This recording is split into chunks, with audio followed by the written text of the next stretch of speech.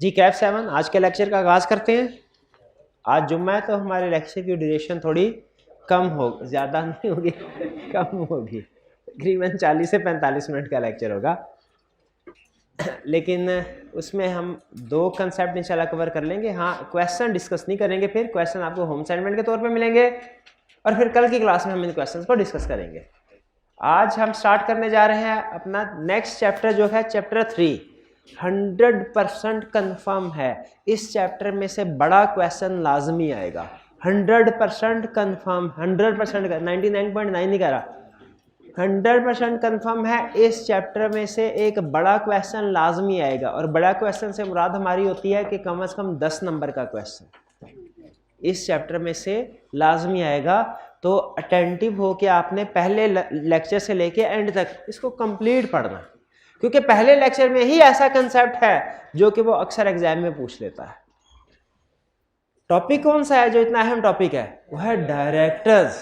भाई डायरेक्टर्स की position company के अंदर अहम होती है ना, तो टॉपिक भी अहम होना चाहिए। फिर उस लिहाज से डायरेक्टर कौन है? डायरेक्टर्स वो बंदे हैं जो कि कंपनी को चलाते हैं। डायरेक्टर्स कौन लोग हैं? वो लोग हैं जो कंपनी को चलाते हैं।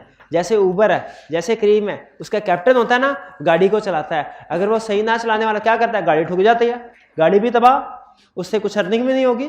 उसी तरह अगर कंपनी के डायरेक्टर्स ऐसे हों कि उन्हें कुछ तजर्बा ना हो, काम ना करना आता, तो क्या करेंगे? कंपनी तबाह कर देंगे। ठीक है, तो इसीलिए डायरेक्टर्स का role probably within the company सबसे अहम होता है। इसीलिए ये चैप्टर भी हमारे पूरे सिलेबस में सबसे बड़ा और सबसे अहम चैप्टर है। इसके बाद एक और चैप्टर है मीटिंग्स वाला, वो भी अहम चैप्टर में से समझा जाता है। तो डायरेक्टर सबसे पहले आज हमने क्या सीखना है? इंट्रोडक्शन के डायरेक्टर्स ये कौन लोग हैं, इनका रोल क्या है, कहाँ से आते हैं ये लोग, कौन इनको अपॉइंट करता है, क्या काम करते हैं, ये सारी चीजें डिस्कस करेंगे। इंट्रोडक्शन के बाद यानी समझने के बाद कि ये जो डायरेक्टर्स हैं ये कौन लोग, फिर इसके बाद हम स्टडी करेंगे डायरेक्टर्स बनने के लिए क्या एलिजिबिलिटी क्राइटेरिया है और क्या इनएलिजिबिलिटी क्राइटेरिया है। क्या एलिजिबिलिटी, क्या जैसे चार्टर्ड अकाउंटेंट बनने के लिए एक एलिजिबिलिटी क्राइटेरिया है, मतलब क्या क्या करना पड़ेगा, रोज लेक्चर लेने पड़ेंगे, रोज असाइनमेंट्स करनी पड़ेगी, केस स्टडी की प्रैक्टिस करनी पड़ेगी, एमसीक्यूज की प्रैक्टिस भी करनी पड़ेगी। और इनएलिजिबिलिटी क्राइटेरिया किस चीज से बचना पड़ेगा? फेसबुक से बचना पड़ेगा, यूट्यूब से बचना पड़ेगा, मोबाइल से बचना पड़ेगा, वक्त ज़ाया करने वाले दोस्तों से बचना पड़ेगा। यह है इनएलिजिबिलिटी क्राइटेरिया।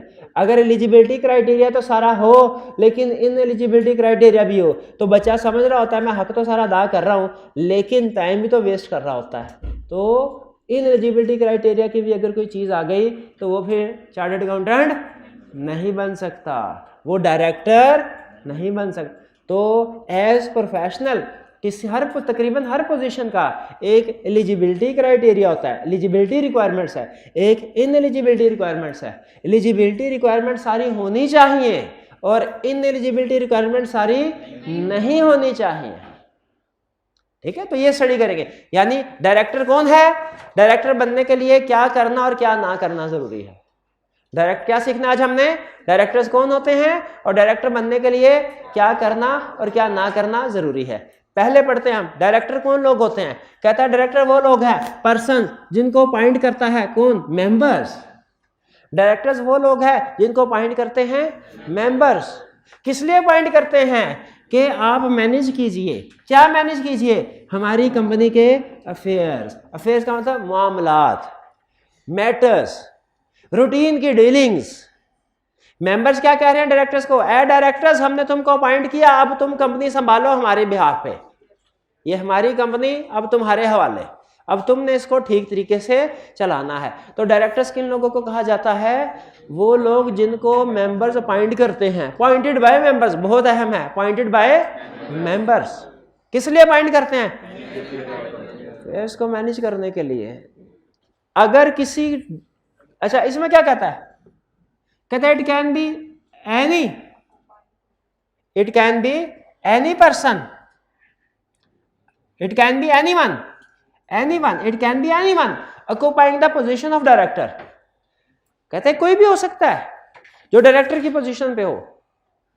यानी जो बंदा भी डायरेक्टर की पोजीशन पे होगा वो डायरेक्टर है। By whatever name called, चाहे इसका नाम कुछ भी हो। इसका मतलब क्या हुआ, आपने सुना है नाम में क्या रखा है, वो कंसेप्ट यहां पे फिट बैठता है। नाम में क्या, काम में रखा है, नाम में क्या रखा है, कुछ नहीं रखा। कहां रखा है, काम में। तो जो बंदा डायरेक्टर का काम करेगा वो डायरेक्टर है। Anyone occupying the position of director, क्या कह रहा है, जो डायरेक्टर वाला काम करेगा वो डायरेक्टर, चाहे उसके नाम में डायरेक्टर आ रहा है या नहीं आ रहा। और जो डायरेक्टर का काम नहीं कर रहा वो डायरेक्टर नहीं है, चाहे उसके नाम में डायरेक्टर आ क्यों ना रहा हो।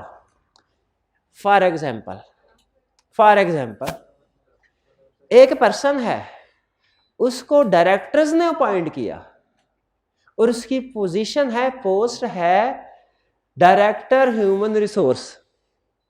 डायरेक्टर्स, क्या वो डायरेक्टर है? उसका काम क्या, उसका काम यह है कि सिर्फ उसने ह्यूमन रिसोर्स यानी एम्प्लॉइज से रिलेटेड हायरिंग, फायरिंग, प्रमोशन वगैरह के मामलात देखने हैं। क्या वो डायरेक्टर्स है? नहीं है। दो चीजों की वजह से मैं पता चला, बड़ी चीज किसकी वजह से पता चला कि उसे मेंबर्स ने नहीं पॉइंट किया, उसे तो डायरेक्टर्स ने ही पॉइंट किया है। और दूसरी चीज, उसे कंपनी के सारे अफेयर्स या ज्यादातर अफेयर्स के लिए नहीं, सिर्फ एक डिपार्टमेंट के लिए पॉइंट किया गया। तो याद रखे, किसी जॉब टाइटल में, पोजीशन में लफ्ज डायरेक्टर आ जाने से कोई डायरेक्टर नहीं बनता। आपने अक्सर एक टर्म सुनी होगी फाइनेंस डायरेक्टर। ये फाइनेंस डायरेक्टर पोजीशन का नाम है, ये बाय लॉ डायरेक्टर नहीं होता। अक्सर हम सीएफओ को, किसी कंपनी का जो सीएफओ होता है ना, उसे कहते हैं ये फाइनेंस डायरेक्टर है। तो डायरेक्टर कौन बंदा है, नाम में लफ्ज डायरेक्टर होने से आप नहीं पहचानेंगे। पोजीशन में हो, देखेंगे कि उसे अपॉइंट किसने किया है, उसका रोल क्या है, उससे पता चलेगा। कुछ लोगों के नाम में डायरेक्टर होता है लेकिन वो डायरेक्टर नहीं होते। Finance director, marketing director, human resource director, IT director, HR director, नाम में लफ्ज डायरेक्टर है लेकिन डायरेक्टर नहीं है। क्यों डायरेक्टर नहीं है? ये मेंबर्स ने नहीं अपॉइंट किया। और कुछ लोग, उनके नाम में डायरेक्टर नहीं है लेकिन वो उनकी पोजीशन डायरेक्टर वाली, जैसे डायरेक्टर जो डायरेक्टर मेंबर्स ने अपॉइंट किए वो तो डायरेक्टर हैं ही है। एक होता है बंदा चीफ एग्जीक्यूटिव, आप सीईओ, आपने कभी इसका नाम सुना? ये सीईओ है, सीएफओ नहीं है। सीएफओ होता है चीफ फाइनेंशियल ऑफिसर, ये और बंदा है, ये जूनियर लेवल का बंदा है। हम बात कर रहे हैं चीफ एग्जीक्यूटिव ऑफिसर की। चीफ एग्जीक्यूटिव ऑफिसर में कहीं लफ्ज डायरेक्टर आ रहा है, लेकिन लॉ ये कहता है चूंकि इसे बाज़ औक़ात डायरेक्टर्स अपॉइंट करते हैं, बाज़ औक़ात मेंबर्स भी अपॉइंट करते हैं, और ये डायरेक्टर्स के बिहाफ पे काम कर रहा होता है और ये कंपनी के सारे मामलात को संभाल रहा होता है, तो ये इसके नाम में डायरेक्टर नहीं भी आ रहा ना, फिर भी हम समझेंगे ये डायरेक्टर ही है। तो अभी तक के डिस्कशन में हमने क्या सीखा कि डायरेक्टर कौन पर्सन होते हैं, जिनको मेंबर्स अपॉइंट करते हैं तकरीबन सारी कंपनी को मैनेज करने के लिए। और फिर हमने ये सीखा कि नाम से हम नहीं जान सकते। बाज़ औक़ात कुछ लोगों के नाम में लफ्ज़ डायरेक्टर होता है लेकिन वो डायरेक्टर नहीं होते, और कुछ लोगों के नाम में लफ्ज़ डायरेक्टर नहीं होता लेकिन वो ऑनरेरी डायरेक्टर होते हैं। ये बात समझ आई भाई? नेम वाली बात समझ आ गई ना? नेम पे टिक लगा लें। चलिए, अब हमें पता चल गया डायरेक्टर कौन होगा, जिनको मेंबर ने अपॉइंट करना है, किस लिए अपॉइंट करना है, सारी कंपनी के मामला संभाले। डायरेक्टर्स आपके ख्याल में क्या काम करते होंगे, बताइए, ज़रा सोच के बताइए। कंपनी की सेल परचेज वगैरह डिसीजन मेकिंग करते हैं। अच्छा, एक चीज़ ध्यान में रखिएगा, डायरेक्टर्स पॉलिसी मेकर हैं, वो इम्प्लीमेंटर नहीं है। यानी वो काम खुद नहीं करते, काम वो दूसरी मैनेजमेंट के थ्रू करवाते हैं, खुद पॉलिसी मेकिंग करते हैं। ठीक है, तो ये इनको ये ना समझिएगा जब हम ये कहते हैं एक कंपनी को डायरेक्टर चलाते हैं तो इसका ये मतलब है कि वो डायरेक्टर को कभी अगर कहीं पे सामान की जरूरत है, डायरेक्टर बाकी रिक्शे पे जाता होगा और सामान लेके आता होगा, कस्टमर के घर में पहुंचाता होगा, आके सुबह दुकान खोल के सफाई करता होगा। ऐसी बातें नहीं है। डायरेक्टर्स पॉलिसी मेकर्स हैं, वो पॉलिसी बनाते हैं, इंप्लीमेंट करने के लिए बाकी थोड़ा स्टाफ होता है। अच्छा, डायरेक्टर हमें पता चल गया क्या है। ठीक है, मेंबर्स ने अपॉइंट किया आगे डायरेक्टर्स को। आगे चलते हैं, रोल ऑफ डायरेक्टर्स। लॉ के मुताबिक डायरेक्टर्स का रोल क्या है लीगली? लीगली डायरेक्टर के रोल को हम दो टर्म्स में एक्सप्लेन कर सकते हैं। डायरेक्टर का रोल एज फिड्यूशरी, डायरेक्टर का रोल एज एजेंट। डायरेक्टर का रोल एज फिड्यूशरी, डायरेक्टर का रोल एज एजेंट। ठीक है, फिड्यूशरी और एज फिड्यूशरी का मतलब क्या होता है? एतबार वाला। डायरेक्टर्स कंपनी के एतबार वाले होते हैं। डायरेक्टर्स को क्यों कंपनी के एतबार, कंपनी ने क्या एतबार किया होता है? यहाँ पे कंपनी से मुराद समझिए मेंबर्स। मेंबर्स ने या कंपनी ने क्या एतबार किया होता है डायरेक्टर पे? अपने सारे एसेट्स, अपने सारे पैसे इनके हवाले किए हैं। तो इनको क्या करना चाहिए? इनको करना ये चाहिए कि अपनी सैलरी बढ़ा चढ़ा के डिसाइड कर लें। इनको करना ये चाहिए कि अपने लिए एक एक अलग-अलग गाड़ी, अलग एसी वगैरह, रूम अपना सारा फर्निश करवाएं ऑफिस में।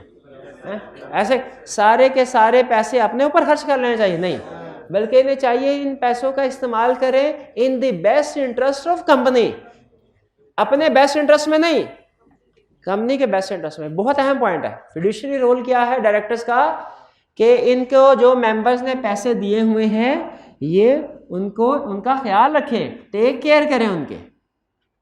ठीक है, फिड्यूशरी वो बंदा होता है जो कि किसी दूसरे के पैसों का ख्याल रखता है, किसी दूसरे के पैसों का अमानतदार होता है। जैसे क्या डायरेक्टर का फिड्यूशरी रोल है? यस, डायरेक्टर के पास मेंबर्स के कंपनी के पैसे होते हैं, ये उनके पैसों का ध्यान रखते हैं।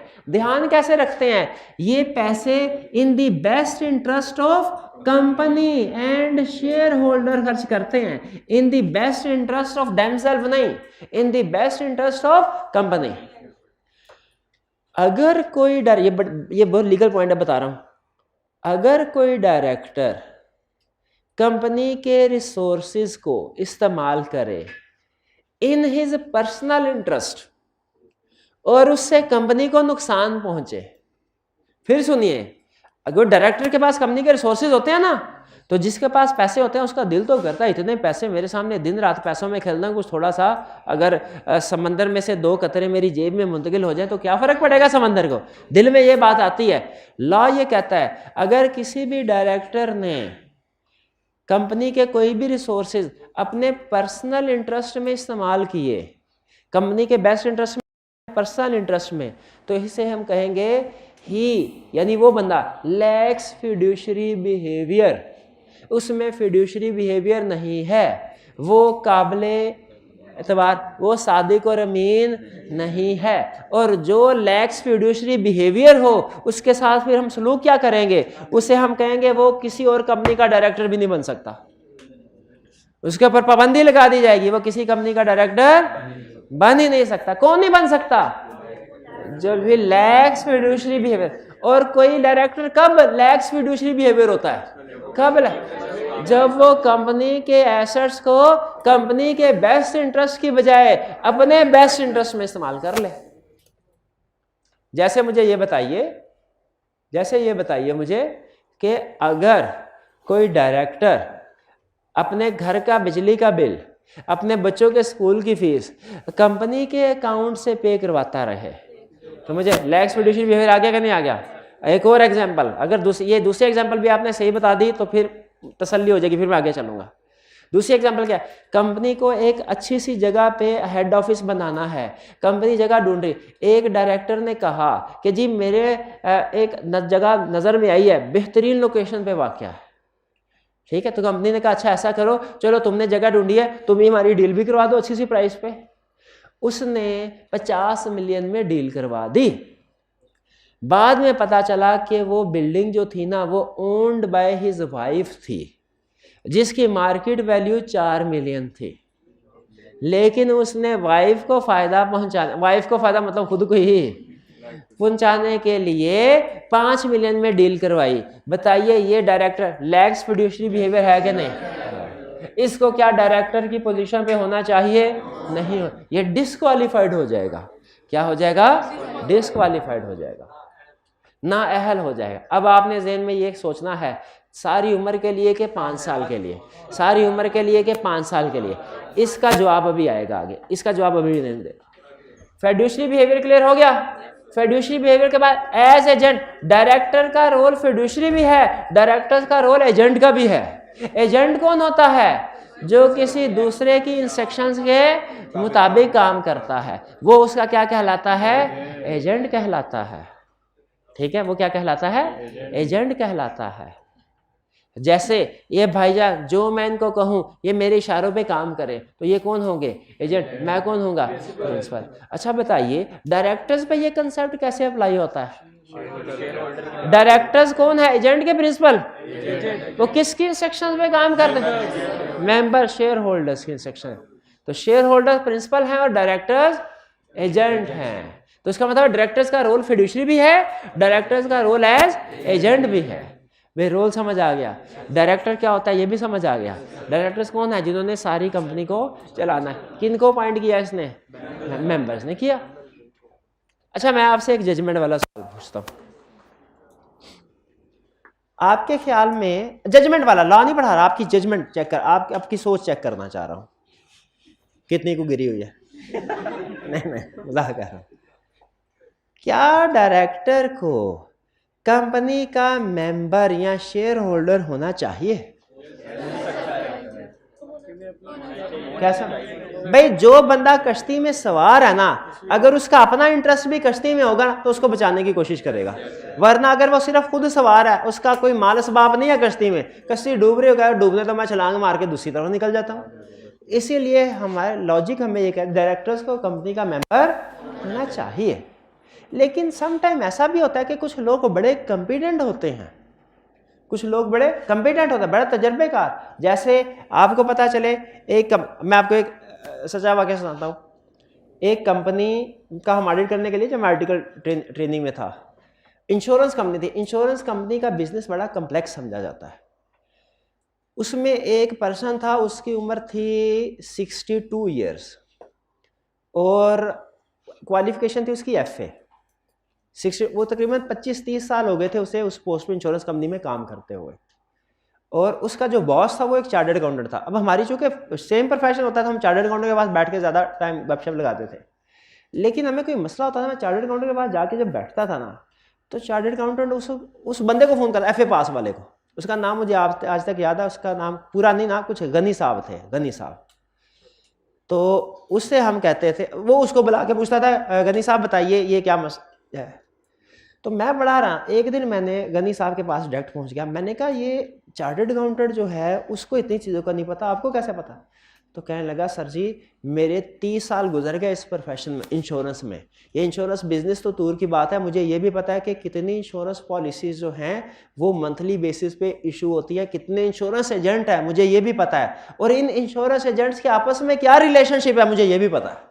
क्या आप एग्री करते हैं कि एक बंदा किसी बिजनेस में अगर 25, 30, 35 साल लगाएं, तो चाहे उसकी क्वालिफिकेशन कुछ भी नहीं है, चाहे उसके पास पैसा कुछ भी नहीं है, उसका नॉलेज, उसका एक्सपीरियंस इतना ज़्यादा हो जाता है कि वो अगर चाहे तो खुद की कंपनी खड़ी कर ले अगर उसे मौका मिले तो? बिल्कुल सम टाइम ऐसा होता है। इसीलिए लॉ ने ऐसे लोगों के लिए भी जगह रखी हुई है कि अगर आपके हाथ कोई ऐसा बंदा काम का लग जाए जो कि इतना कॉम्पिटेंट है, इतना एक्सपीरियंस्ड है, उसके पास पैसे नहीं है, वो कंपनी के शेयर नहीं खरीद सकता, वो कंपनी का मेंबर नहीं बन सकता, लेकिन क्या मुझे बताइए उसे डायरेक्टर बना देना चाहिए? लॉ ने इसके लिए भी रास्ता खोला हुआ है।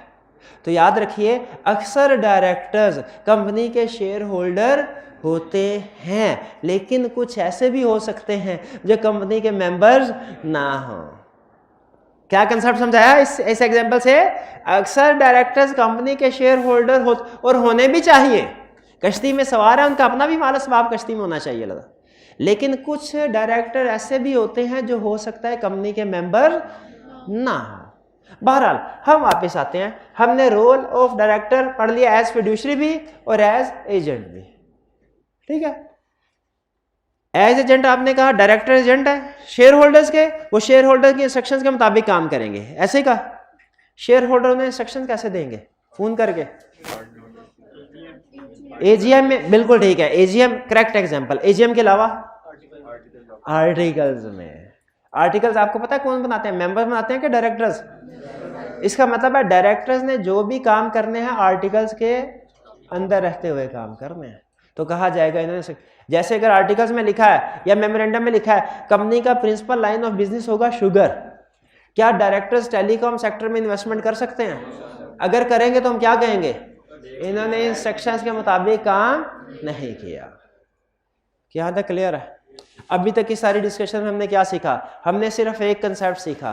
क्या? एक तो ये सीखा कि डायरेक्टर्स कौन है और फिर इनका रोल क्या है। इसमें खास तौर पे लैक्स फिड्यूशरी बिहेवियर, ये एग्जांपल ध्यान में रखिएगा, आगे चल के लिंक करवानी है किसी दूसरे कंसेप्ट के साथ। कौन सी एग्जांपल लिंक करवानी है? लैक्स फिड्यूशरी बिहेवियर वाले। अब चलते हैं किस कंसेप्ट की तरफ? Eligibility and ineligibility of. अच्छा, लॉ कंपनीज एक्ट में डिफरेंट पोजीशंस हैं जिनको लॉ डिस्कस करता है। डायरेक्टर्स की है, उसके अलावा चीफ एग्जीक्यूटिव की है, कुछ और भी पोजीशंस हैं, ऑडिटर की है और भी।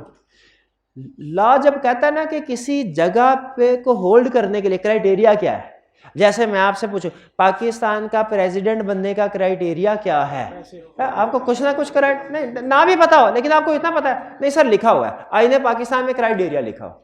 अच्छा, उसमें दो तरह की चीजें होती है। लीगली, जब कभी याद रखिएगा दुनिया के किसी भी कानून में नॉर्मली जब किसी पोजीशन का, पोस्ट का क्राइटेरिया होता है ना कि कौन बंदा ये बन सकता है, तो क्राइटेरिया लॉ ने टू फोल्ड क्राइटेरिया दिया होता है, दो तरह से। एक होता है पॉजिटिव चेकलिस्ट, एक होता है नेगेटिव चेकलिस्ट। पॉजिटिव चेकलिस्ट का मतलब होता है जो बंदा इस सीट पे बैठे उसमें ये खसूसियात होनी चाहिए, और नेगेटिव चेकलिस्ट का मतलब होता है कि जो बंदा इस पोजीशन पे बैठे उसमें ये चीजें नहीं होनी चाहिए, नहीं होनी चाहिए। अगर पॉजिटिव वाली चीजें हैं लेकिन नेगेटिव वाली भी है तो नहीं बैठ सकता पोजीशन पे, नहीं बन सकता डायरेक्टर।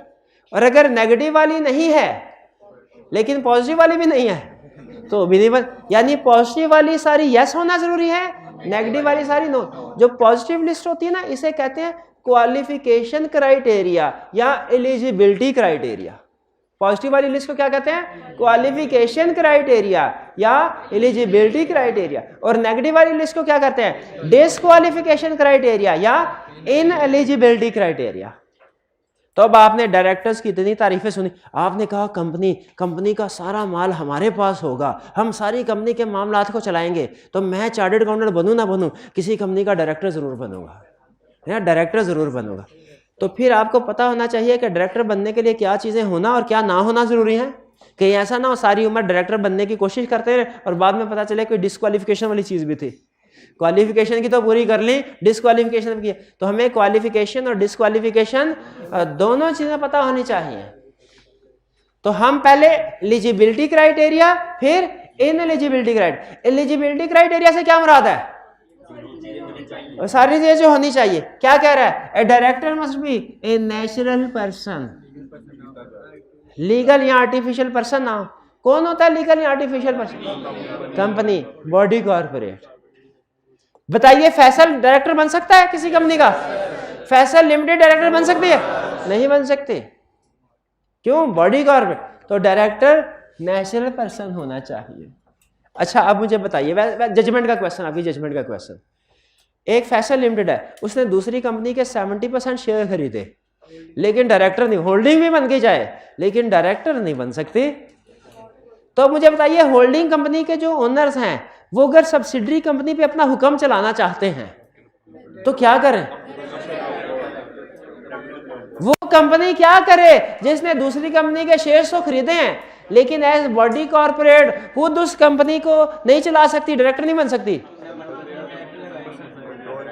अपने बिहाफ पे किसी को रिप्रेजेंटेटिव बना के बेच दे। अपने बिहाफ पे फैसल लिमिटेड ने मलक लिमिटेड के शेयर्स खरीदे, फैसल लिमिटेड मलक कंपनी की डायरेक्टर बन सकती है। तो फिर मलक लिमिटेड में अपनी मर्जी के फैसले करवाने के लिए फैसल लिमिटेड को क्या करना चाहिए? अपना एक बंदा अपना रिप्रेजेंटेटिव बना के उस कंपनी में भेज, उन्हें कहा देखिए हमारे पास शेयर्स है, ठीक है, तो ये हमारे बिहाफ पे ये बंदा चाहेगा। अब देखिए वो नेचुरल लॉ की रिक्वायरमेंट भी पूरी हो गई कि नेचुरल पर्सन होना चाहिए, और प्रैक्टिकली जो डिसीजन मेकिंग हो रही होगी उसमें फैसल लिमिटेड की पार्टिसिपेशन भी हो गई। तो एलिजिबिलिटी में क्या होना चाहिए? डायरेक्टर को नेचुरल पर्सन होना चाहिए और डायरेक्टर को मेंबर भी होना चाहिए। डायरेक्टर को मेंबर भी, लेकिन इसके कुछ एक्सेप्शंस भी हैं। मेंबर का मतलब क्या है? Share holder. लेकिन इसकी कुछ एक्सेप्शन भी हैं। Director must be A member. इसकी एक्सेप्शन का मतलब क्या है? वो केसेस जिनमें कोई बंदा डायरेक्टर तो होगा। पहला, whole time director who is an employ, who was an employ, इसको एग्जीक्यूटिव डायरेक्टर भी कहते हैं। यानी होल टाइम एम्प्लॉय, वो बंदा जो कंपनी का फुल टाइम एम्प्लॉय है, सालों साल से कंपनी के साथ काम कर रहा है। कौन? बाबा गनी। बाबा गनी होल टाइम, ऐसा बंदा जो कंपनी का होल टाइम डायरेक्टर है। होल टाइम डायरेक्टर कहते हैं उस बंदे को जो फुल टाइम एम्प्लॉय हो, जो सिर्फ कंपनी के साथ लिंक्ड हो और किसी दूसरी कंपनी के साथ लिंक्ड ना हो। डायरेक्टर ना, डायरेक्टर एक से ज्यादा कंपनी का, एक बंदा एक से ज्यादा कंपनी का डायरेक्टर हो सकता है, लेकिन ये उस बंदे की बात कर रहा है जो सिर्फ और सिर्फ इसी कंपनी के साथ अटैच्ड है, इसी कंपनी का फुल एम्प्लॉय है, इसी कंपनी का डायरेक्टर है, होल टाइम डायरेक्टर। ठीक है, इसे नाम देते हैं होल टाइम डायरेक्टर भी, इसे एग्जीक्यूटिव डायरेक्टर का नाम भी देते हैं। अब खुद मुझे बताइए, जो होल टाइम एम्प्लॉय है कंपनी का, जो एग्जीक्यूटिव डायरेक्टर है, अगर उसके पास नॉलेज या एक्सपीरियंस है, पैसा नहीं है कि कंपनी के शेयर खरीद सके, क्या उसे कंपनी का डायरेक्टर बनना चाहिए कि नहीं? ये पहली एक्सेप्शन, और बड़ी अच्छी एक्सेप्शन है ये। वो एक्सेप्शन जो मुझे बहुत पसंद है कि इसमें जो कॉम्पिटेंट काम करने वाले लोग हैं ना, इनके ऊपर आने का चांस है कि इनके पास पैसा नहीं भी है, शेयर्स नहीं भी खरीद सकते, फिर भी मेंबर डायरेक्टर बन सकते हैं, होल टाइम डायरेक्टर। दूसरी एग्जांपल, चीफ एग्जीक्यूटिव। कंपनी का चीफ एग्जीक्यूटिव आपको बताया था ना, ऑनरेरी डायरेक्टर होता है। अभी एग्जांपल नहीं दी थी, भूल गए कि चीफ एग्जीक्यूटिव के नाम में लफ्ज डायरेक्टर नहीं आता, लेकिन वो ऑनरेरी डायरेक्टर होता है, क्योंकि वो डायरेक्टर्स के बिहाफ पे एक तरह से उनके एजेंट के तौर पे काम कर रहा होता है। लिंक समझ आया कि मेंबर्स का एजेंट डायरेक्टर और डायरेक्टर का एजेंट चीफ एग्जीक्यूटिव। तो चीफ एग्जीक्यूटिव ऑनरेरी डायरेक्टर। तो इसीलिए वरना स्टूडेंट कहते हैं सर आप तो हमें पढ़ा रहे थे कि मेन कंसेप्ट कि वो कौन से केसेस हैं जिनमें डायरेक्टर तो हो सकता है हो, लेकिन मेंबर होना जरूरी नहीं। तो ये चीफ एग्जीक्यूटिव कहाँ से आ गया? ये कहाँ का डायरेक्टर है भाई? ये ऑनरेरी डायरेक्टर होता है। लॉ कहता है चीफ एग्जीक्यूटिव के ऊपर सारी प्रोविजन वैसे अप्लाई होंगी जो डायरेक्टर के ऊपर लगती है। इसको हम क्या कहते हैं? ऑनरेरी डायरेक्टर है, ऑनरेरी डायरेक्टर होल टाइम। फिर तीसरा, ए पर्सन रिप्रेजेंटिंग मेंबर, यानी गवर्नमेंट या body corporate. A person representing, इसे यूं कर ले, a person representing body corporate और government who is a member. Bracket में लिख ले हु इज ए मेंबर। अभी आपने खुद बताया थोड़ी देर पहले क्या कि अगर बॉडी कॉर्पोरेट ना कंपनी फैसल लिमिटेड, वो मलिक लिमिटेड की डायरेक्टर नहीं बन सकती।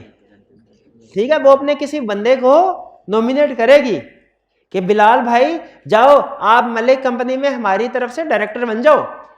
अब ये जो बिलाल भाई है, मुझे बताइए मलिक लिमिटेड में जाकर डायरेक्टर बन सकते हैं? क्या बिलाल भाई का शेयर होल्डर होना जरूरी है? क्यों? क्योंकि ये जिसको रिप्रेजेंट कर रहे हैं ना, वो शेयर होल्डर है। तो बिलाल भाई डायरेक्टर, ऐसे डायरेक्टर को कहते हैं नॉमिनी डायरेक्टर। जो किसी नॉमिनी डायरेक्टर किसको कहते हैं भला? जो किसी दूसरे ने अपॉइंट किया हो, नॉमिनेट किया हो, उसे कहते हैं नॉमिनी डायरेक्टर। 3 एक्सेप्शन हो गई। चौथी exception, person representing creditor. Bank से लोन लेने जाए ना, बैंक क्या कहेगा? मेरे को सिक्योरिटी दो, पहले 100 मिलियन का लोन चाहिए ना, 120 मिलियन की सिक्योरिटी दो। 120 मिलियन की सिक्योरिटी दे दी। सिक्योरिटी कौन सी? एंड पे वाई वाली के आई एस प्लूरल वाली?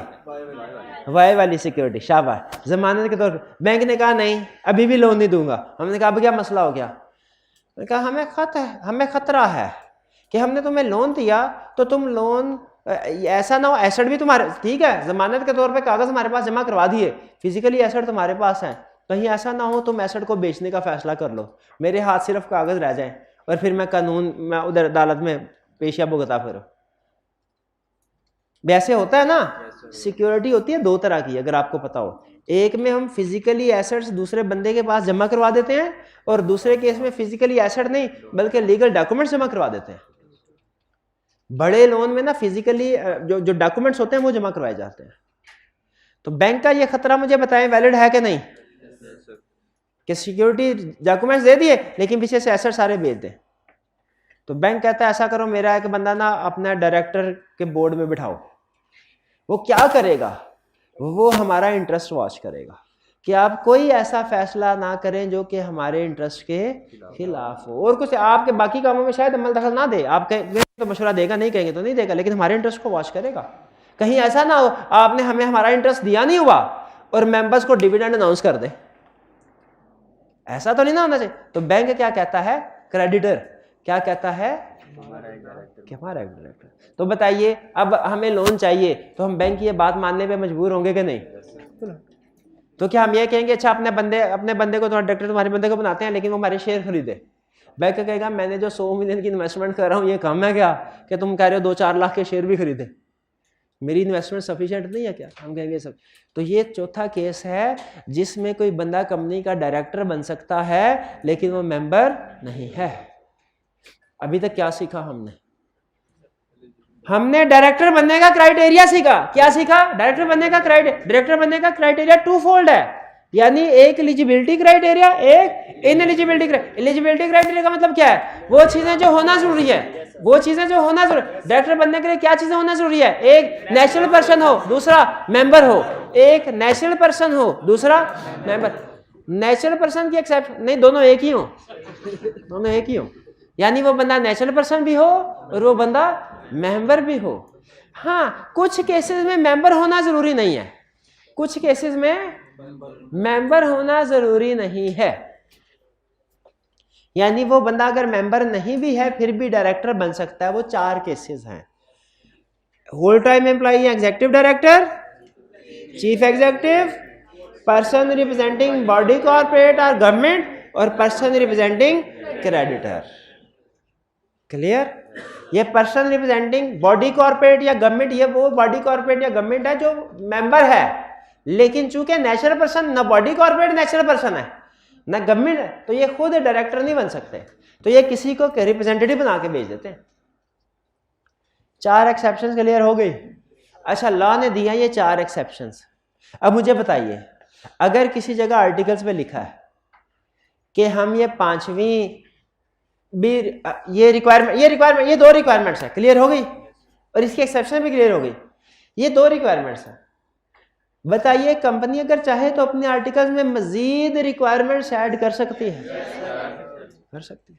जैसे आपको एक लीगल पॉइंट बताता हूं। उन्होंने लिखा है person must be A member एक शेयर खरीद के भी बन सकते हैं आप। अगर आपके पास लीगली अगर आपके पास कंपनी का एक शेयर है ना तो आप कंपनी के मेंबर हैं। बाज़ औक़ात लेकिन होता है कि कंपनी अपने आर्टिकल्स में लिख देती है कि ठीक है मेंबर है लेकिन डायरेक्टर बनना है ना कम से कम 1 लाख शेयर्स होने चाहिए। डायरेक्टर्स बनने के लिए अगर कंपनी के आर्टिकल में स्पेसिफाई, लॉ ने सिर्फ एक रिक्वायर किया हुआ है कि अगर एक भी शेयर है तो वो मेंबर है और मेंबर बन सकता है डायरेक्टर, लेकिन अगर कंपनी चाहे तो मजीद कंडीशन ऐड कर सकती है, क्या? कि 1 लाख शेयर्स हो। अगर आर्टिकल्स में नंबर ऑफ शेयर मेंशन कर दिए जाए कि डायरेक्टर बनने के लिए इतने जरूरी, उन्हें कहते हैं क्वालिफिकेशन शेयर्स। क्या कहते हैं? क्वालिफिकेशन शेयर वो नंबर ऑफ शेयर्स हैं जो कि डायरेक्टर बनने के लिए आपके पास होना जरूरी है, यानी डायरेक्टर्स का इलेक्शन लड़ने के लिए आपके पास क्वालिफिकेशन शेयर्स होना। क्वालिफिकेशन शेयर्स कौन से शेयर्स है? क्या जो कि डायरेक्टर्स का इलेक्शन लड़ने के लिए आपके पास होना जरूरी है। एलिजिबिलिटी क्राइटेरिया समझ आया? अब क्या पढ़ने जा रहे हैं? पक्की बात है, समझ आया? केस स्टडी में अटेम्प्ट कर लेंगे। आगे चल, इनएलिजिबिलिटी क्राइटेरिया का मतलब क्या है? वो चीजें जो ना होना जरूरी है, डायरेक्टर बनने के लिए ना होना जरूरी है। पहला इनएलिजिबिलिटी, अच्छा पहले के लिखने की जरूरत नहीं थी ना दूसरे के लिखने की जरूरत थी, दूसरे वो उधर आ गया। Person who is not a member, यानी जो मेंबर नहीं है वो डायरेक्टर नहीं। यहाँ पे कह रहा है, अच्छा यहाँ पे देखिए क्या कह रहा है, डायरेक्टर बनने के लिए मेंबर होना जरूरी है। यहाँ पे क्या कह रहा है, जो मेंबर नहीं है वो डायरेक्टर नहीं बन सकता। एक ही बात है, घुमा के कह रहा है, कान घुमा के वगैरह। यहां पे कह रहा है डायरेक्टर का नेचुरल पर्सन होना चाहिए। यहां पे कह रहा है जो नेचुरल पर्सन नहीं है वो डायरेक्टर नहीं बनना। वो डायरेक्ट, एक ही बात है ना, जो मेंबर है वो डायरेक्टर बन सकता है, जो मेंबर नहीं वो डायरेक्टर नहीं। जो नेचुरल पर्सन है वो डायरेक्टर बन सकता है, जो नेचुरल पर्सन नहीं वो डायरेक्टर नहीं। एक ही बात है, तो इसको तो मैं लगा रहा हूं टिक। फिर माइनर, जो माइनर है वो डायरेक्टर नहीं बन सकता। कंपनी एक माइनर को तो समझ बूझ नहीं होती। माइनर पता कौन होता है, 18 साल से कम होगा, वो भी कंपनी का डायरेक्टर नहीं हो सकता। तीसरा, पर्सन विद अनसाउंड माइंड, जो पागल है वो भी नहीं होना चाहिए ना, जिसका ज़हनी तवाज़ुन दुरुस्त, वो भी नहीं होना चाहिए। ए person who does not hold national tax number, जो टैक्स फाइलर नहीं है। टैक्स फाइलर, आपको पता है टैक्स फाइलर को बड़ी खसूसियात मिलती हैं, टैक्स फाइलर को टैक्स, तो जो टैक्स फाइलर नहीं है, जिसका नेशनल टैक्स नंबर, वो डायरेक्टर भी। ये वाली कंडीशन पहले नहीं होती थी, ये एफबीआर ने एससीसीपी की मिन्नतें कर करके ये कंडीशन ऐड करवाई कि भाईजान इससे ना हमारा टैक्स नेट बढ़ेगा। यानी इसका मतलब है अगर आप किसी कंपनी का डायरेक्टर बनना चाहते हैं तो आपके पास नेशनल टैक्स नंबर होना चाहिए। लेकिन इस केस में कमीशन एग्जाम्पशन देना चाहे तो दे सकता है। अगर कोई बंदा नेशनल टैक्स नंबर नहीं भी है उसका, लेकिन एग्जाम्पशन ले ले कमीशन से, तो वो डायरेक्टर बन सकता। लेकिन जनरली अगर आपके पास नेशनल टैक्स नंबर नहीं, आप कंपनी का डायरेक्टर नहीं बन, आप माइनर हैं नहीं, आप पर्सन ऑफ अनसाउंड माइंड हैं नहीं, लेकिन आप नेशनल टैक्स नंबर होल्डर हैं, ठीक है। तो माइनर वाले क्राइटेरिया से निकल गए भाई, अनसाउंड माइंड के क्राइटेरिया से भी निकल गए भाई, लेकिन नेशनल टैक्स नंबर में आके फंस गए। अगर आपके पास नेशनल टैक्स नंबर नहीं है, किसी कंपनी का डायरेक्टर नहीं बन सकते। Next, a person who has declared as insolvent by court, अगर ऐसा बंदा जो कि कोर्ट ने इंसॉल्वेंट करार दे दिया हो, इंसॉल्वेंट मतलब बैंकरप्ट, दिवालिया, जिसके जिम्मे कुछ लोगों की जिम्मेदारियां हो और वो पूरी ना करने के काबिल हो, अपनी लाइबिलिटी। तो जो बंदा अपनी लाइबिलिटी, जो बंदा अपने पर्सनल की लाइबिलिटी, जो अपनी लाइबिलिटी पे नहीं कर पाया, वो जब कंपनी का डायरेक्टर बनेगा आपके ख्याल में अच्छे फैसले करेगा? और जिसने अपनी जिंदगी तबाह कर ली वो कंपनी को क्या, कंपनी को भी तबाह बर्बाद ही करेगा। ऐसे ही है ना, जो अपने डेट नहीं पे कर सका, लोगों से लेके खा भी गया, वो कंपनी के पैसे छोड़ेगा नहीं। इसीलिए लॉ कहता है इंसॉल्वेंट बंदा कंपनी का डायरेक्टर नहीं बन सकता। अब इंसॉल्वेंट का दूसरा नाम क्या भला? बैंकरप्ट, बैंकरप्ट, ठीक है। इसके साथ उसने वर्ड यूज किया जाता है बात अनडिस्चार्ज्ड। अनडिस्चार्ज का मतलब भी इंसॉल्वेंट ही होता है। अनडिस्चार्ज का मतलब है ऐसा इंसॉल्वेंट बंदा जिसने अपने डेट्स की पेमेंट नहीं की हुई अभी जी, वो और भी हो सकता है, हमें क्या, हमारे सिलेबस में नहीं है। अच्छा, इसने लेकिन एक और मजे की बात की हुई है, एक ऐसा बंदा जिसका केस कोर्ट में चल रहा है, कोर्ट ने अभी उसको इंसॉल्वेंट करार नहीं दिया लेकिन केस चल रहा है, उसने एप्लीकेशन डाली हुई है, वो बन सकता है कि नहीं डायरेक्टर? वो डायरेक्टर नहीं बन सकता, उसका भी इंसॉल्वेंट ही माना जाएगा, इसका भी इंसॉल्वेंट ही माना जाएगा जी। आगे चलते हैं। A person convicted by court, ऐसा बंदा जो कोर्ट की तरफ से सजा याफ्ता हो। नहीं, बेल बूल पे कोई नहीं, सजा याफ्ता, सजा हो गई ना, वो कंपनी का डायरेक्टर, सजा याफ्ता मुजरिम कंपनी का डायरेक्टर नहीं बन सकता। अब आपने पीएम को याद नहीं करना, हाँ, ये थोड़ी देर बाद कोई ना कोई सियासी चुटकुला छोड़ देते हैं। हाँ जी, कंपनी का पढ़ रहे, कंपनी लॉ, कंट्री लॉ नहीं पढ़ रहे, कंपनी लॉ पढ़ रहे हैं। कंपनी लॉ, कंपनी क्या कहती है, कंपनी लॉ क्या कहता है? एक बंदा जो मुजरिम है, सजा याफ्ता है, कन्विक्टेड है, वो किसी कंपनी का डायरेक्टर नहीं बन सकता, नहीं बन सकता। देखे उसमें लिमिट लिखी हुई है, जरा देखिए, बताइए क्या सारी उम्र लिखा है, 5 साल लिखा है कि 10 साल लिखा है? बिहेवियर में लिखा हुआ 5 साल। बिहेवियर में, इसमें नहीं लिखा हुआ ना। आगे चलते हैं। ए person who lakhs fiduciary behaviour, who lakhs fiduciary behaviour क्या होता है? अपने इंटरेस्ट अपने कंपनी का इंटरेस्ट नीचे, अपना इंटरेस्ट ऊपर। टू गेट बेनिफिट, इसको कह सकते हैं to get benefit at the expense of company, to get benefit at the cost of company. लैक्स, तो जिसका फिड्यूशरी कोर्ट ने ऑर्डर कर दिया लैक्स फिड्यूशरी बिहेवियर है, तो वो बंदा भी डायरेक्टर। हाँ, इसके साथ उन्होंने बताया 5 साल, इसका मतलब 5 साल के बाद उसकी तौबा कबूल, वो डायरेक्टर बन सकता है। फिर person disqualified under any provision of the act. Law में एक प्रोविजन में लिखा हुआ है कि अगर एक पर्सन कंपनी का चीफ एग्जीक्यूटिव है और कंपनी ने डिविडेंड डिक्लेयर किया, अनाउंस किया, और उसने 15 वर्किंग डेज के अंदर अंदर पे ना किया डिविडेंड, तो वो फारग है, वो कंपनी का चीफ एग्जीक्यूटिव नहीं बन सकता, वो कंपनी का डायरेक्टर भी नहीं बन सकता, और वो किसी भी दूसरी कंपनी का डायरेक्टर भी नहीं बन सकता कुछ अरसे तक। अच्छा, मुझे ये बताइए, अब ये जो डिविडेंड वाली डिस्क्वालिफिकेशन है ना, ये इस जनरल डिस्क्वालिफिकेशन क्राइटेरिया में नहीं डिस्कस हुआ, ये अलग से डिविडेंड वाले सेक्शन में डिस्कस हुआ है। तो बताइए, अगर लॉ ने किसी और सेक्शन में किसी बंदे को डिस्क्वालीफाई कर दिया डायरेक्टर बनने के लिए, तो वो भी डिस्क्वालीफाइड होगा कि नहीं?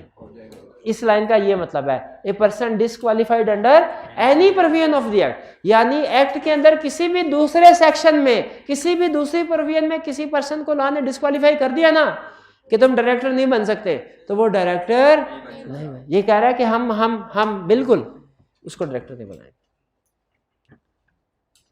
ये वो केसेस हैं जो हर कंपनी के लिए है। अब आखिरी दो वो केसेस जो सिर्फ लिस्टेड कंपनी के लिए है, और आप फुल थक गए क्योंकि टॉपिक का एंड है। आप सोच रहे हैं जल्दी जल्दी टाइम भी होने वाला है और जल्दी जल्दी टॉपिक खत्म हो, हम घर जाएं। आईकैप को भी ये पता है, इसीलिए आईकैप जब भी इस टॉपिक को टेस्ट करेगा ना, तो आखिरी वाली 2 एक्सेप्शन में से टेस्ट करेगा, आखिरी 2 पॉइंट्स में से, पहले नहीं उड़ा देते ना। आखिरी वाले 2 पॉइंट्स कौन है डिस्क्वालिफिकेशन के? याद रखें, ये 2 पॉइंट सिर्फ लिस्टेड कंपनीज के लिए हैं। ये है एडिशनल रिक्वायरमेंट्स, गौर से समझ ले भैया, additional requirements for listed company. इसका मतलब है अगर अनलिस्टेड कंपनी है तो उसके ऊपर वाले पॉइंट अप्लाई होंगे, और अगर लिस्टेड कंपनी है नीचे वाले पॉइंट। गलत कंसेप्ट, गलत कंसेप्ट। यह एडिशनल का लफ्ज नोट करें। अनलिस्टेड कंपनी है तो सिर्फ ऊपर वाले पॉइंट्स, लिस्टेड कंपनी है तो ऊपर वाले भी और नीचे वाले भी, दोनों रिक्वायरमेंट्स अप्लाई होंगी। ये है सही कंसेप्ट। पहला, a person declare defaulter of financial institution bye court. अगर किसी बंदे ने किसी फाइनेंशियल इंस्टीट्यूशन कहते हैं बैंक को, बैंक से लोन लिया और लोन रीपे नहीं किया, डिफॉल्टर हो गया। ये 90s में कुछ लोगों की आदत थी, बैंक से लोन लेते थे और फिर बाद में डिफॉल्टर होके माफ करवा लेते थे। तो अगर किसी डिफॉल्टर है कोई और लोन लिया है और माफ करवा दिया है, डिफॉल्टर है फाइनेंस, तो वो कंपनी का डायरेक्टर नहीं बन सकता। ये ज़हन में रखिएगा। तो मुझे बताइए, अगर मैंने इन भाईजान से लोन लिया, ड्यू डेट का वादा था 30 मार्च का, 30 मार्च को पे नहीं किया, डिफॉल्ट कर गया, क्या मैं किसी कंपनी का, लिस्टेड कंपनी का डायरेक्टर बन सकता हूं? लिस्टेड कंपनी का डायरेक्टर बन सकता हूं, क्योंकि लिखा हुआ है defaulter of financial institution. Bank का डिफॉल्ट, इंडिविजुअल का थोड़ा ही है। ऐसे तो कोई भी नहीं, ऐसे कोई उधार लिया ही होता है किसी ना किसी है, और वापस तो हम करते नहीं है एक दूसरे को। सही उन्होंने पॉइंट है, ऐसा कोई भी। आगे चलते 11वां, ए पर्सन और हिज स्पाउस इज ब्रोकर और director in brokerage house. Broker पता क्या? स्टॉक एक्सचेंज में अगर आपने इन्वेस्टमेंट करनी है तो आप डायरेक्ट इन्वेस्टमेंट नहीं कर सकते, ब्रोकर के थ्रू करनी। ब्रोकर वहाँ पे समझ लीजिए कि डीलर होते हैं जो दुकान, जैसे प्रॉपर्टी खरीदनी बेचनी हो ना, तो नॉर्मली हम डायरेक्ट डीलिंग नहीं करते, किसी प्रॉपर्टी डीलर के थ्रू करवाते हैं डीलिंग, वो लीगल मामलात को संभाल लेता है। तो उस जिस तरह प्रॉपर्टी का डीलर होता है ना, उसी तरह स्टॉक एक्सचेंज में शेयर की सेल परचेज के लिए भी डीलर होते हैं, उसे कहते हैं ब्रोकर। ब्रोकर। अच्छा मुझे यह बताइए, कंपनी अगले महीने 2 महीने में ऊपर को फ्लाइट करेगी कि नीचे डाउनवर्ड जाए, डायरेक्टर को अंदाजा होता है कि नहीं? कंपनी के अंदर बैठे होते हैं। अगर एक बंदा कंपनी का डायरेक्टर है ना, और उसकी स्पाउस का ब्रोकरेज हाउस है, वो ब्रोकर है स्टॉक एक्सचेंज में, तो इस डायरेक्टर के मजे ही मजे। वो कैसे? जैसे ही इसे पता चलेगा कि कंपनी के अगले 1 महीने के अंदर पोजीशन डाउन जा रही है, सेल कम है, लॉस में जा रही है, ये वाइफ को बेच दे, सारे शेयर बेच देंगे, वो सारे शेयर बेच देगी और ये बच जाएगा नुकसान से, लेकिन आगे जो शेयर्स खरीदेंगे उनको नुकसान फंस जाएंगे। इसको कहते हैं हम लीगल लैंग्वेज में इनसाइडर ट्रेनिंग, कि कंपनी के अंदर की इनसाइड इंफॉर्मेशन लेके ना कॉन्फिडेंस स्टॉक एक्सचेंज में ट्रेडिंग करना उसकी बेस पे। इसको मना, इसको लाभ बहुत सख्त माइंड करता है, ठीक है? तो इसीलिए मुझे आप बताइए, अगर इधर कंपनी का बंदा है, वो कंपनी के अंदर की इंफॉर्मेशन जो कि डायरेक्टर के पास होती है, स्टॉक एक्सचेंज में पहुंचा सकता है कि नहीं? अगर वो स्टॉक एक्सचेंज में भी है, कंपनी में डायरेक्टर भी है, स्टॉक एक्सचेंज में खुद भी काम कर रहा है, या स्पाउस काम कर रही है, तो बताइए इनसाइड इंफॉर्मेशन स्टॉक एक्सचेंज में ट्रेवल कर सकेगी कि नहीं? तो वो स्टॉक एक्सचेंज को मैनिपुलेट कर सकता है कि नहीं अपने बेनिफिट में? इसीलिए लॉ ने मना कर दिया कि लिस्टेड कंपनी के केस में जो डायरेक्टर है वो किसी स्टॉक एक्सचेंज में ब्रोकर नहीं होगा, वो या उसकी स्पाउस ब्रोकर। रीजन आपको पता है, स्टॉक एक्सचेंज को मैनिपुलेट कर लेगा वरना। क्लियर हो गया? तो अब मुझे बताइए, अगर एक अनलिस्टेड कंपनी है और उसका डायरेक्टर है, वो उसकी स्पाउस स्टॉक एक्सचेंज में ब्रोकर है, तो वो डिस्क्वालीफाइड है कि नहीं? क्यों डिस्क्वालीफाइड नहीं है? शाबाश, क्योंकि अनलिस्टेड कंपनी है। अनलिस्टेड। तो मुझे बताइए, एक पब्लिक कंपनी का डायरेक्टर है, एक पब्लिक कंपनी का डायरेक्टर है, उसने एबीसी बैंक से लोन लिया और डिफॉल्ट कर दिया, बताइए वो क्वालिफाइड है कि डिस्क्वालीफाइड?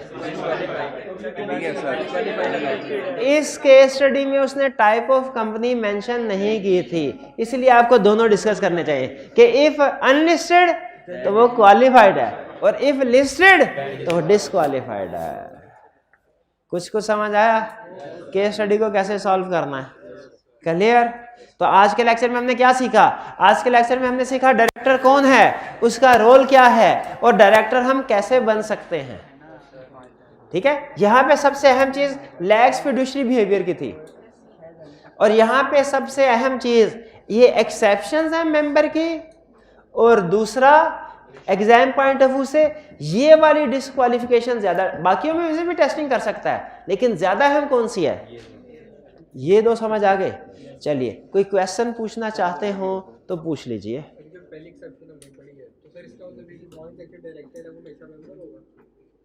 जो पढ़ाया सिर्फ वही, मैंने एग्जीक्यूटिव डायरेक्टर पढ़ाया ना, नॉन एग्जीक्यूटिव डायरेक्टर पूरे लेक्चर में मेरे मुंह से लफ्ज नहीं निकला, आप भी ना सोचे।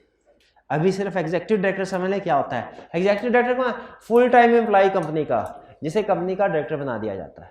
और पेनल्टी नहीं बढ़ाई? वो क्या पेनल्टी? अगर कोई बैंकरप्ट पर्सन कंपनी का डायरेक्टर नहीं बन सकता? किधर लिखा हुआ है? छठे में। हाँ, इंसॉल्वेंट। अगर कोई इंसॉल्वेंट है, बैंकरप्ट है, वो कंपनी का डायरेक्टर नहीं बन सकता। और अगर वो कहे किसी को पता ही नहीं चलेगा मैं डायरेक्टर बन जाता हूं, बाज़ औक़ात ऐसा भी होता है।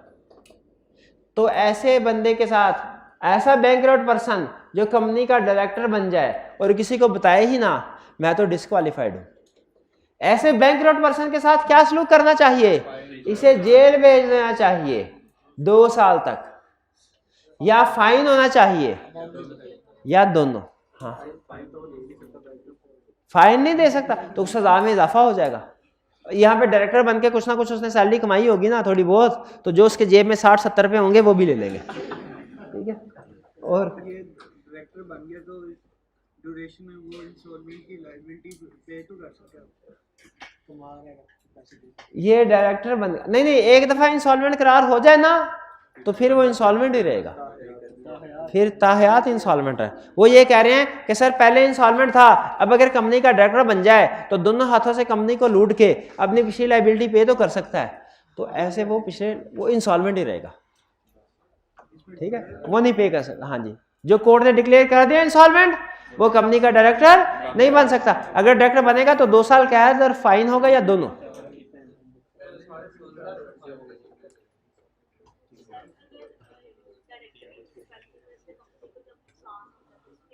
अच्छा देखें, एक मिनट है, इन्होंने क्वेश्चन उठाया है, इन्होंने कहा है सर अगर डायरेक्टर के किसी फैसले से कंपनी को नुकसान हो तो डायरेक्टर उसके लिए जिम्मेदार है? नहीं।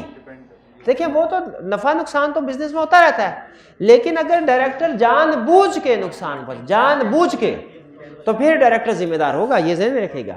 अगर वो to the best of knowledge and belief फैसला करे और वो गलत साबित हो जाए, उस पर उसका नहीं है, फैसले तो किसी के भी गलत साबित हो सकते हैं, ठीक है जी।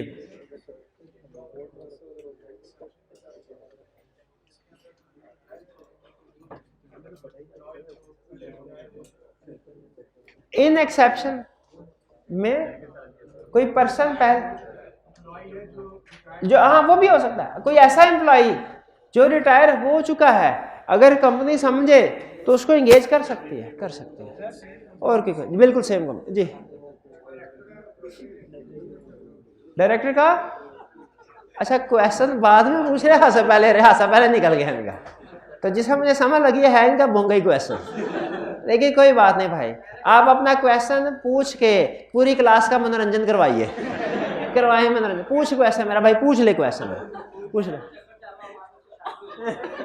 डायरेक्टर चक्कर चला, मतलब क्या जमीन के इर्द गिर्द चक्कर घूम रहा हो, क्या अर्थ कहते गोल चक्कर के गिर्द चक्कर घूम रहा हो? अच्छा, मुझे समझ आया, यानी वो ये कहना चाह रहा है। अच्छा सुनिएगा जरा, कंसर्ट बड़े कमाल का उठा के लाए हैं। वो कह रहे हैं सर जिस वक्त वो डायरेक्टर बना ना, उस वक्त स्पाउस नहीं थी, डायरेक्टर बनने के बाद ब्रोकर जो है वो स्पाउस हो गई। अब क्या होगा, या असूल सुन लें, ये जितने भी डिस्क्वालिफिकेशन की कंडीशंस होती है ना, क्वालिफिकेशन डिस्क्वालिफिकेशन की जितनी भी, ये एट टाइम ऑफ अपॉइंटमेंट भी होती हैं और ड्यूरिंग टेन्योर भी होती हैं। तो अगर at time of appointment spouse नहीं थे लेकिन बाद में स्पाउस बन गई तो डायरेक्टर डिस्क्वालीफाइड, ठीक है जी। हाँ जी बिल्कुल नहीं, अब ये चक्कर रिवर्स करना शुरू कर दें, क्योंकि अब आपको पता चल गया कि बाद में भी डिस्क्वालिफिकेशन हो जाएगी। हाँ जी।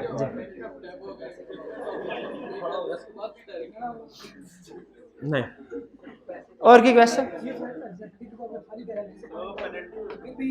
चीफ एग्जीक्यूटिव, अगर चीफ एग्जीक्यूटिव को यह कह दिया जाए कि जाओ तुम चीफ, यानी चीफ एग्जीक्यूटिव को चीफ एग्जीक्यूटिव ना बनाया जाए, खाली डायरेक्टर, अच्छा पॉइंट, हाँ कि उनका क्वेश्चन है क्या चीफ एग्जीक्यूटिव को डायरेक्टर्स अपॉइंट करते हैं कि मेंबर्स करते हैं? ज्यादातर डायरेक्टर्स करते हैं, इक्का दुक्का केस में मेंबर्स भी कर सकते हैं। ज्यादातर डायरेक्टर्स करते हैं, इक्का दुक्का केस में। अब मुझे बताइए चीफ एग्जीक्यूटिव को कौन अपॉइंट करता है? ना ज्यादातर डायरेक्टर्स अपॉइंट करते हैं, कभी कभार मेंबर भी कर। अगला सवाल, डायरेक्टर्स को कौन अपॉइंट करते हैं? ज्यादातर मेंबर्स अपॉइंट करते हैं, कभी कभार डायरेक्टर भी कर सकते हैं। इतना आसान नहीं है लॉ जितना आपने समझ लिया है। चीफ एग्जीक्यूटिव कौन अपॉइंट करेगा? डायरेक्टर को कौन अपॉइंट करेगा? मेंबर। ना एक्सेप्शंस होती हैं कुछ। चीफ एग्जीक्यूटिव को कौन अपॉइंट करेगा? ज्यादातर डायरेक्टर, कभी कभार मेंबर। और डायरेक्टर को कौन अपॉइंट करेगा? ज्यादातर मेंबर, कभी कभार दूसरे डायरेक्टर। क्लियर हो गया जी? Who was employee का मतलब ये जो पहले कंपनी का एम्प्लॉय था, यानी अब डायरेक्टर बन गया तो एम्प्लॉय थोड़ी होगा। है चीज, हाँ डायरेक्टर भी एम्प्लॉय होता है। इज कर लो, ये लो भाई। इस कर लो, इस कर लो, ठीक है। यानी बताना क्या चाह रहा है कि कंपनी का एम्प्लॉय जो है ना उसको भी उठा के आप डायरेक्टर बना सकते हैं, बस ये बता रहा है। कोई भी एम्प्लॉय हो जाए। चलिए मेरा नहीं, मेरा ख्याल है अब क्वेश्चन आपके सारे सिक्योरिटी गार्ड भी आपके क्वेश्चन पूरे हो गए। आज असाइनमेंट, होम असाइनमेंट जरूर करनी है आपने, ठीक है, इन दोनों लर्निंग ऑब्जेक्टिव के एंड की। आज का लेक्चर यहाँ पे खत्म करते हैं हम। अल्लाह हाफिज़।